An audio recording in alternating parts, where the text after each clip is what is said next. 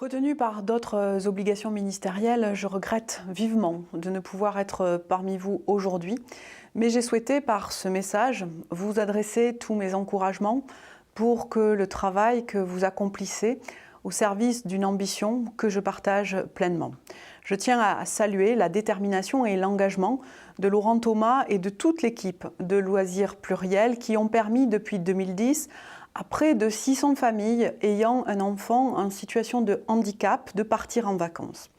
Depuis de nombreuses années, la Fédération Loisirs Pluriels s'est donnée comme objectif, selon ses propres termes, de permettre à tous de continuer à mener une existence la plus ordinaire possible malgré le handicap de leur enfant. Une ambition simple, mener une vie ordinaire. Mais que d'énergie à mobiliser pour ce qui est un acquis, pour beaucoup d'entre nous, le deviennent aussi pour ces familles. Car si l'arrivée d'un enfant change la vie de toutes les familles, celle d'un enfant handicapé peut la bouleverser en profondeur. La vie personnelle et professionnelle des parents, mais aussi des fratries qui peinent parfois à se trouver et se retrouver, à grandir sereinement. En réunissant de très nombreuses énergies, en nouant des partenariats ambitieux et intelligents, Loisirs Pluriels donne, j'en suis convaincue, le meilleur exemple de la mobilisation nécessaire au service de ces personnes.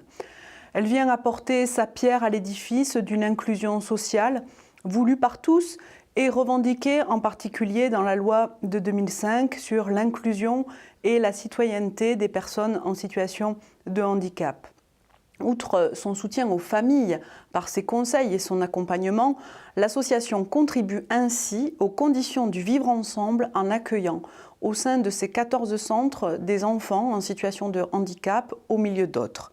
Plus particulièrement, je salue son engagement en faveur de l'accès aux vacances de ces enfants et de leurs familles au travers du réseau Passerelle. L'accès aux vacances pour tous me tient particulièrement à cœur.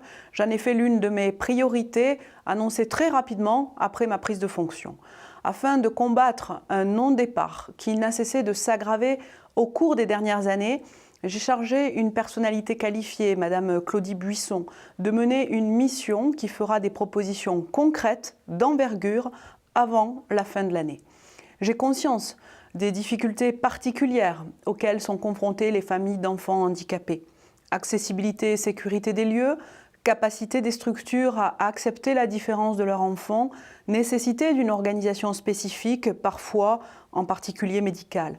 Celles-ci viennent s'ajouter aux multiples obstacles que connaissent l'ensemble de nos concitoyens dans leur départ en vacances.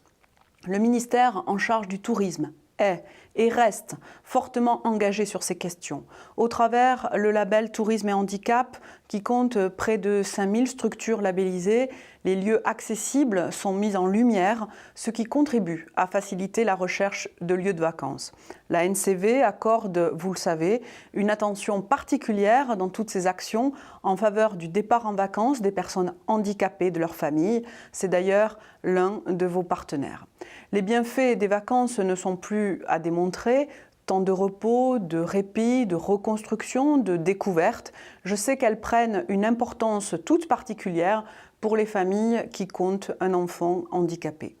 Toutes les propositions et initiatives qui pourraient les aider à y accéder, tout comme votre travail d'accompagnement au jour le jour sur le terrain, sont donc les bienvenus. Je suis sûre que ce colloque, qui est riche d'enseignements à cet égard, aidera à créer de nouvelles opportunités de départ en vacances pour ces familles. Je salue tous les intervenants qui ont bien voulu donner de leur temps et témoigner de leurs actions en ce sens. Et à nouveau, j'adresse mes remerciements et encouragements à la Fédération Loisirs Pluriels.